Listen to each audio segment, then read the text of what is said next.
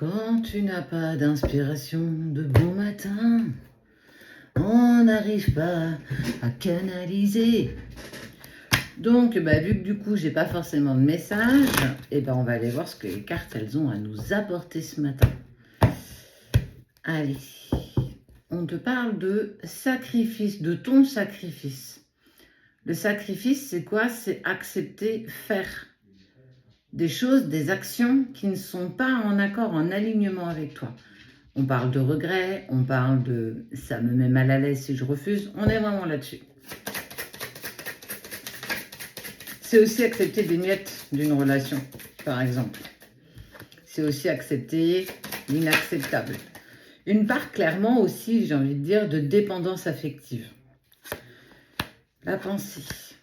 Tu penses à une personne qui, pour le coup, elle ne pense peut-être pas à toi. En tout cas, c'est peut-être l'information qu'on me donne pour toi ce matin. Tu penses à une personne, mais peut-être que cette personne est déjà avec une autre. En fait, tu refais un remake de ce qui s'est passé, de comment ça s'est passé, de pourquoi ça s'est passé. Et surtout, est-ce que tu aurais pu faire quelque chose autre pour que ça n'arrive pas? Est-ce qu'il aurait fallu que tu sois plus dans le sacrifice? Est-ce qu'il aurait fallu que tu sois plus dans l'acceptation de l'inacceptable? Peut-être. Mais est-ce que ça aurait été de t'aider de faire ça? Est-ce que ça t'aurait apporté quelque chose? Ok. L'âme, le retour, l'éternité. Il y a quand même, je ne vais pas te dire c'est un retour. Tu t'attends trop à ce que je te dise que c'est un retour. L'éternel, le doute, la nécessité, la paix. Peut-être qu'il est temps de faire un retour à soi, un retour à toi. Le retour de ton âme éternelle malgré tes doutes.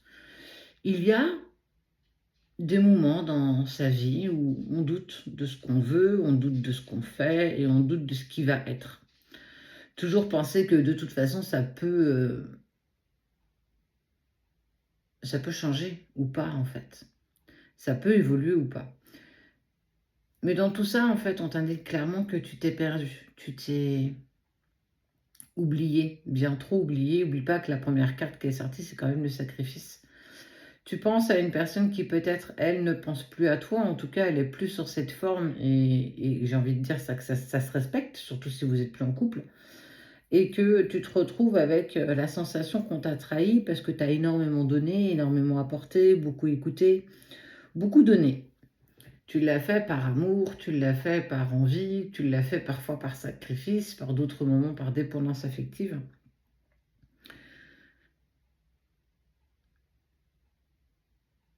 Mais dans tout ça, on voit quand même qu'il y a toujours éternellement des doutes, des questionnements. Et si ça avait été autrement? Et si, mais avec des si et des mais, tu le sais bien, on refait un monde.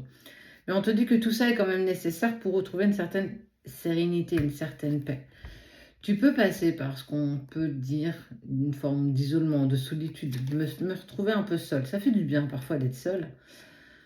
On le fait d'un premier abord parce qu'on n'a plus envie, on est fatigué énergétiquement, et même physiquement, mentalement même. Et tu n'as plus envie d'échanger, tu n'as plus envie de partager, tu n'as plus envie de sourire, tu as juste envie d'être toi. Et dans cette vague un peu déprimante, c'est là où reviennent en fait clairement tes questions, tes interrogations, le pourquoi du comment, et si j'avais changé les choses, et si j'avais fait ça autrement. Alors je vais t'apprendre une chose ou pas, hein. C'est pas dans le passé qu'on vit, c'est aujourd'hui. Pour vivre l'instant présent, c'est même pas pour demain, c'est aujourd'hui. Et en fait, l'univers t'indique que justement, c'est en passant par cette phase d'isolement que tu vas pouvoir en fait renaître. C'est là où tu vas trouver tes clés. C'est dans les moments où tu vas être seul avec toi-même que tu vas comprendre certains mécanismes que tu as, certaines émotions, mais certaines situations qui t'ont mis dans des états parfois émotionnels où tu ne serais, en fait, tu ne serais jamais tombé là-dedans, normalement. Tu ne te serais pas laissé aller à la déprime, à voir le verre à moitié vide, à essayer de sauver ce qui, clairement, pour le moment, n'est pas possible d'être sauvé.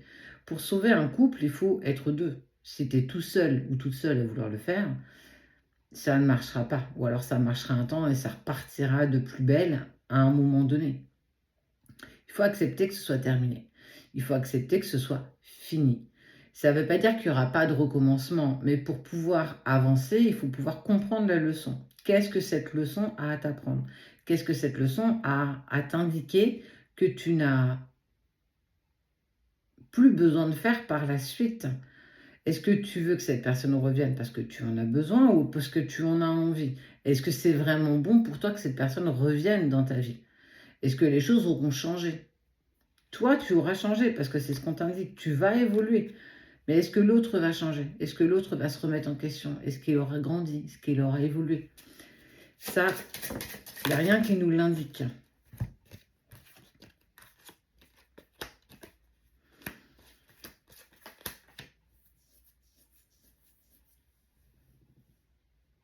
Tu vas trouver, je te disais tout à l'heure, trouver tes clés dans cette forme d'isolement, cette phase d'isolement.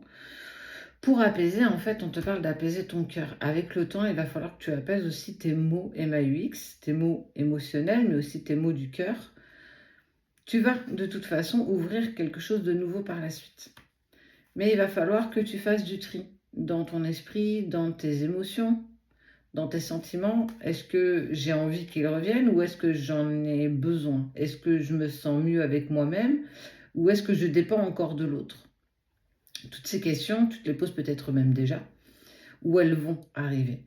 Et à ce moment-là, tu devras prendre la décision qui sera en ton âme et conscience, pas celle de la personne, même s'il y a une potentialité qu'il puisse revenir. Est-ce que tu te sens prête à refaire peut-être même le même combat ou un combat encore plus dur? Est-ce que ça en vaut son pesant d'or?